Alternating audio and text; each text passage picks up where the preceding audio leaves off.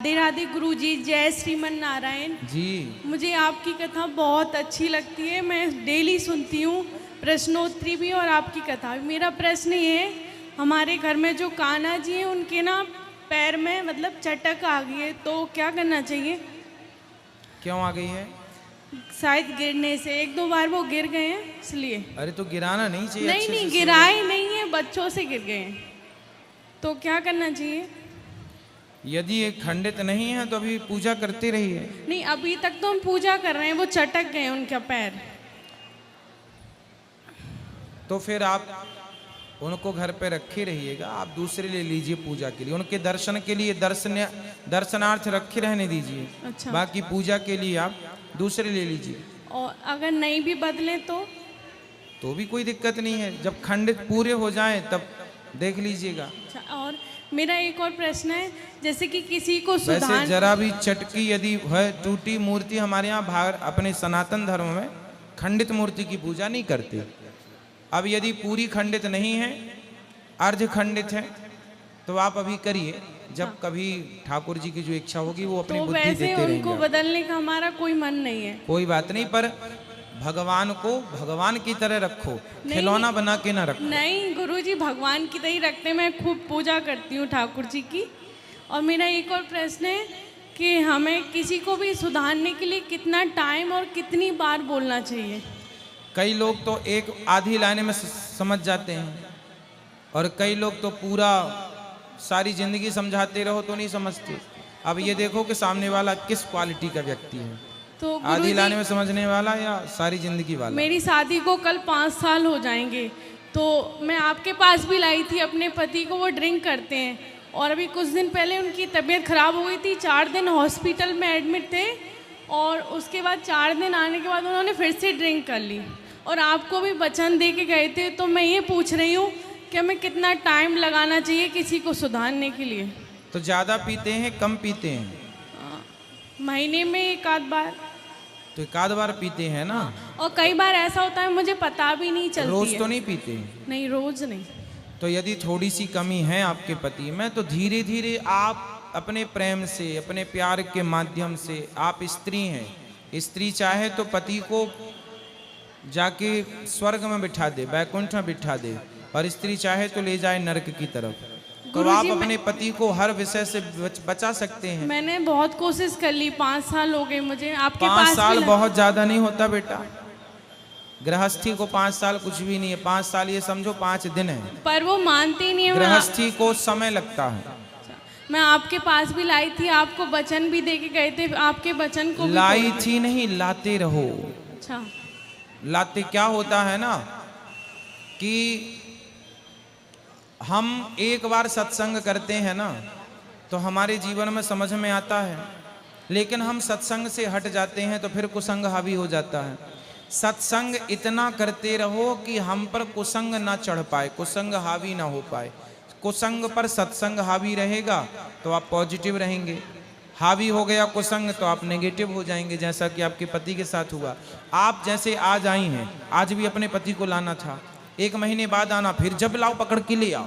नहीं गुरुजी, मेरा यहाँ मायका है, मैं अभी मायके आई थी और फरीदाबाद से आई हूँ वैसे मैं भी। तो जब भी आया करो, कोई दूर तो नहीं है फरीदाबाद? नहीं आते हैं वो, 2 घंटे का रास्ता है? हाँ। तो फिर ले आया करो, सवेरे लाओ, शाम को अपना प्रश्नोत्तरी में मिलाओ, बातचीत कराओ, जाओ अपने। इसी बहाने सत्संग से जुड़ाव बना रहेगा। एक प्रतिज्ञा हो गई ना उनकी, अब धीरे धीरे और लाओ, जोड़ो उनको, धीरे धीरे धीरे धीरे, सब एकदम से नहीं होता। अच्छा। टाइम लगता है, कुसंग बरसों से है और आप सुधारने की कोशिश 5 साल से कर रही हो, तो थोड़ा टाइम लगेगा।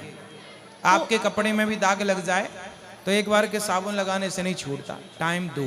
प्यार करो अपने पति से, प्यार से समझाओ, जैसी भाषा समझे प्यार से वैसे समझाओ, लाओ। स्त्री के अंदर इतनी ताकत होती है कि वो, सोचो स्वर्ग के राजा इंद्र, स्वर्ग के राजा इंद्र, स्वर्ग में रहने वाले, स्त्री का मोह इतना था कि वो यहाँ मृत्यु लोक आके पीछे पीछे भाग रहे हैं। तो स्त्री चाहे तो अपने स्त्रीत्व का लाभ ले सकती है। अपने पति को अपने वश में रखो, और इतना वश में तो रखो कि कम से कम वो आपकी हर अच्छी बात माने। और अच्छी बातें आपकी यही हैं कि सत्संग से आप उनको जोड़ो और शराब मुक्त बनाओ। गुरुजी जोड़ रखा है, वो आपकी कथा सुनते हैं पर उसको अमल नहीं करते हैं। करेंगे करेंगे धीरे धीरे, एकदम से नहीं होता बेटा, समय लगता है। सत्संग करते उनको कितना समय हुआ है? 1-2 साल, 2 साल। करोड़ों जन्मों से हमारा मन भटक रहा है। जब आप बंदर थे इस मनुष्य के पहले किसी योनि में तो रहे होंगे, वहां भी आपका मन भटक रहा था। आज आपकी एज है लगभग 25 वर्ष, पति की उम्र होगी लगभग कितनी होगी? 28। अब देखिए 28 वर्ष में आप 2 वर्ष माइनस कर दो, अब बाकी समय तो मन भटका ही है ना उनका। इतने वर्षों तक मन भटका है और 2 साल में आप चाह रहे हैं कि वो कंट्रोल हो जाए। अब सोचिए कि 26 साल से भटकता हुआ मन 2 साल में कंट्रोल कैसे होगा? यदि 26 साल आपने उसको भटकने में लगाए हैं, भटकाव में दिए हैं, तो कंट्रोल में कम से कम 5-10 साल तो दीजिए। सत्संग 5-10 साल तो कीजिए। सत्संग के लाभ इतने जल्दी नहीं आते।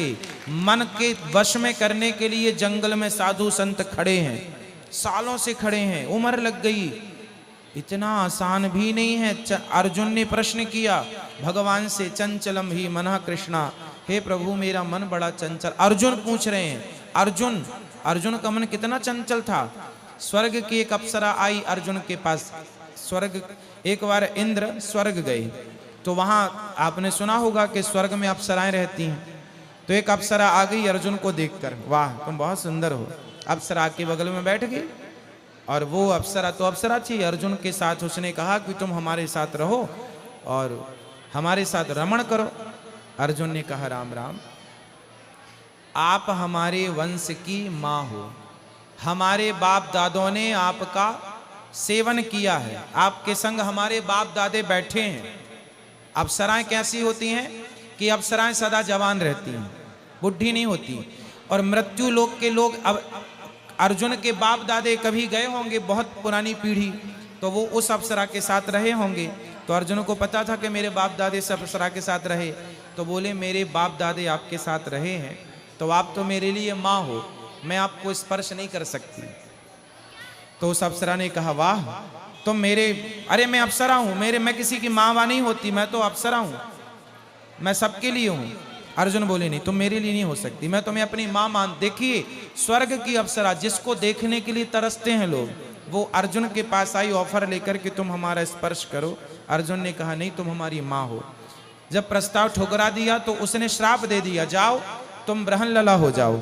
इसलिए अर्जुन को 1 साल के लिए ब्रहन लला बन के रहना पड़ा था उसके श्राप के कारण। जब 14 साल का वनवास, 12-13 साल का वनवास हुआ ना, तो 1 वर्ष में अज्ञातवास में अर्जुन को क्या रहना पड़ा? ब्रहन लला, मतलब नपुंसक बन के रहना पड़ा, नपुंसकों की तरह ब्रहन लला कहते हैं उसको। तो ब्रहन लला बन के रहना पड़ा, यह श्राप था। तो कहने का तात्पर्य यह हुआ कि वो अर्जुन, अब बताओ अर्जुन का मन उनके वश में है कि नहीं? जो एक अप्सरा के ऑफर को ठुकरा रहे हो, उनका मन मतलब उनके वश में है। वो अर्जुन भगवान से कह रहे हैं कि हे प्रभु मेरा मन मेरे वश में नहीं है।